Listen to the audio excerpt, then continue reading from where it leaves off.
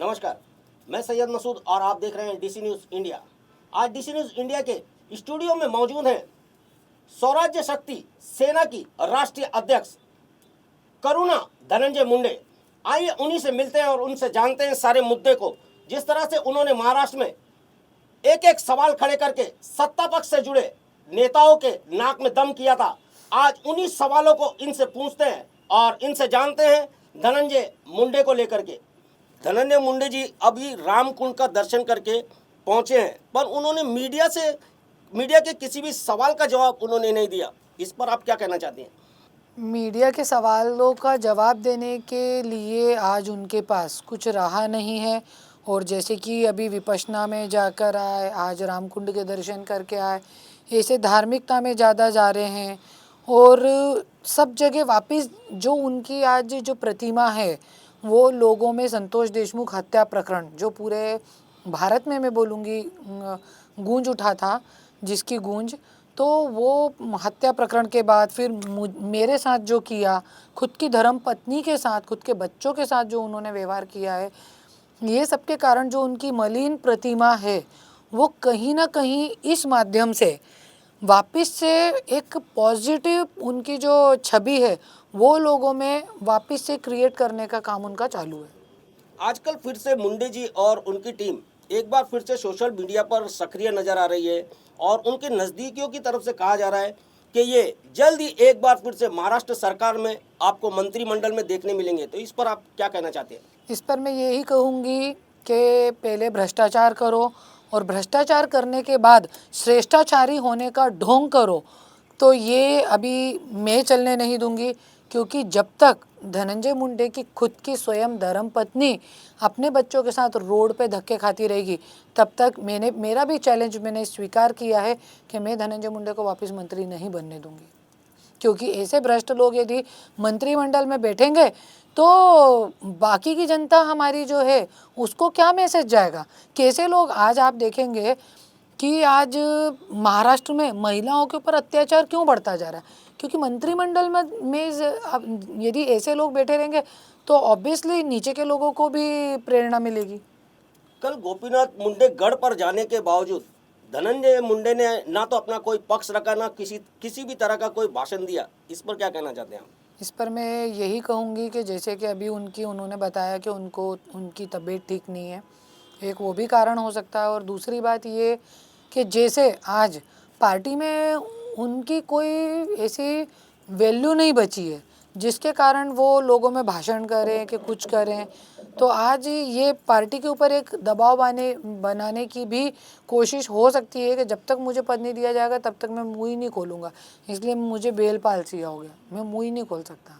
यानी वो अपनी जमानत, हर चीज़ों पे जमानत पाने के लिए आज वो चुप अपनी खामोशी अख्तियार करके रखे। आपका कहने का ये मतलब है? उनका मतलब उनके लोग ये फैला रहे हैं कि ये जो शांति है वो आने वाले तूफान का इशारा है। तो मैं भैया एक ही बात बोलूँगी, अभी तू कितनी भी शांति तू अपना ले, तू कोई तूफान नहीं मचा सकता, क्योंकि सबसे बड़ी तूफान तेरे सामने खड़ी है। जब तक तू ये तूफान को शांत नहीं करेगा तब तक तेरा तूफान कभी बजेगा नहीं। सत्ता पक्ष की तरफ से कहा जाता है कि अभी वाल्मीकि करार का किस्सा खत्म हो चुका है, पर आपको भी पता है कि वाल्मीकि करार को बीड़ में ही रखा जा रहा है। तो क्या आप भी मानते हो कि उनका किस्सा खत्म हो चुका है? किस्सा देखिए मोस्ट प्रोबेबली तो ख़त्म हो चुका है, ऐसा ही हम मानेंगे। क्योंकि अभी वो पूरा या तो वाल्मीकि करार को जन्म ठेप होगी, मतलब आजीवन कारावास होगा, और या तो फिर उसको फांसी की सज़ा होगी। जिस तरीके से संतोष देशमुख हत्या प्रकरण हुआ है, और जहाँ तक कि मुझे देवेंद्र फडणवीस जी सीएम है महाराष्ट्र के, तो मुझे पूरी उम्मीद है कि इसमें न्याय मिलेगा महाराष्ट्र को। आखिरी सवाल मैडम आपसे, अंजलि दमानिया जी ने इन पर कृषि घोटाला को लेकर के आरोप लगाए थे और ऑफिस ऑफ प्रॉफिट को लेकर के जो इन्होंने आरोप लगाए थे धनंजय मुंडे पर, अभी अंजलि दमानिया जी को एंटी करप्शन ब्यूरो की तरफ से एक नोटिस आई है कि अपने पक्ष को, अपनी पूरी साइड को रखने के लिए 2 दिन का वक्त दिया है। 2 दिन में पहुंचे और इस सारे मामले पर अपना पक्ष रखे, वरना ये अर्ज खारिज कर दी जाएगी। इसको लेकर के आप क्या कहना चाहते हैं? अंजलि ताई दमानिया और करुणा मुंडे जो सोशल वर्क कर रहे हैं, जो लोगों के पूरे खुलासे करने का हम लोग जो काम कर रहे हैं, एग्जैक्टली वो काम हमारा नहीं है। पर हमें क्यों करना पड़ रहा है? क्योंकि आज विरोधी पक्ष नेता चुप हैं, सारे मंत्री चुप हैं, तुम्हारी भी चुप, हमारी भी चुप चुप, तुम हमारी ढक लो, हम तुम्हारी ढक लो, ये सब चल रहा है।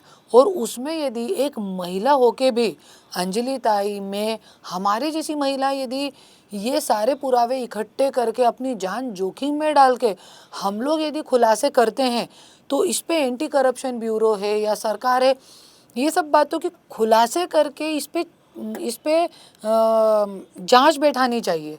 तो उल्टा हमें इंटीमेशन दिया जाता है कि 2 दिन का टाइम, नहीं तो आपका ये केस रद्द कर दिया जाएगा। अरे ऐसे कैसे रद्द कर दिया जाएगा? तो ये सब चीज़ें महाराष्ट्र में कहीं ना कहीं हमें ये देखने को मिल रहा है कि कानून जो है, अभी शासन प्रशासन कुछ भी जनता के लिए नहीं है।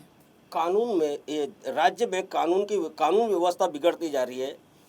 एनसीआरबी के डाटे बता रहे हैं कि दिन पर दिन क्राइम बढ़ता जा रहा है और इन सारी चीज़ों को लेकर देखने पर आता है कि महिलाओं को लेकर के भी अत्याचार बढ़ते जा रहे हैं, क्राइम बढ़ते जा रहे हैं।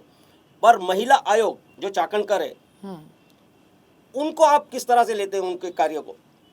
महिला आयोग कुछ काम नहीं कर रही हैं। दिशा सालियान, पूजा चौहान, खुद मैं करुणा धनंजय मुंडे, उसके बाद रेणु शर्मा प्रकरण, ऐसे कई बड़े बड़े प्रकरण हैं जिस पे आज तक महिला आयोग ने प्रकाश नहीं डाला है। और क्यों नहीं डाला है? बड़े बड़े मंत्री संतरियों के इनके पास ये कर्मकांड जाते हैं तो उस पे ये लोग बिल्कुल प्रकाश नहीं डालते, उनको दबा दिया जाता। मंत्रियों के तो छोड़िए, मेरे पास खुद के पास इतनी कंप्लेंट्स आई हुई है, गोर गरीब बच्चियाँ छोटी छोटी 22-23 साल की, जिनसे युवा लड़के शादी कर कर के उनका पैसा ले लेके भाग गए और दूसरी जगह तीसरी जगह शादी कर रहे हैं, पर महिला आयोग कुछ नहीं कर रहा है। अभी मैंने थोड़े दिन पहले एक रूपाली ताई का वीडियो देखा था, उसमें उन्होंने सिर्फ मीडिया पे आके आंकड़े बताएं कि 4,535 महिलाएं महाराष्ट्र में गायब है, पर आंकड़े बताना महिला आयोग का काम नहीं है। उन महिलाओं का शोध करना महिला आयोग का काम है, जो करने में महिला आयोग की अध्यक्षा रूपाली ताई असक्षम है, क्योंकि वो सिर्फ अध्यक्षा नहीं है, वो एक पार्टी की प्रदेश अध्यक्ष हैं, जिसके कारण उनका महिलाओं की प्रॉब्लम्स आई हुई जो प्रॉब्लम्स हैं, जो कंप्लेंट्स हैं, उन पे जो ध्यान है वो कम रहता है और जो उनका पार्टी का प्रचार प्रसार है उस पे ज़्यादा रहता है। डीसी न्यूज़ इंडिया से बात करने के लिए बहुत बहुत शुक्रिया। धन्यवाद।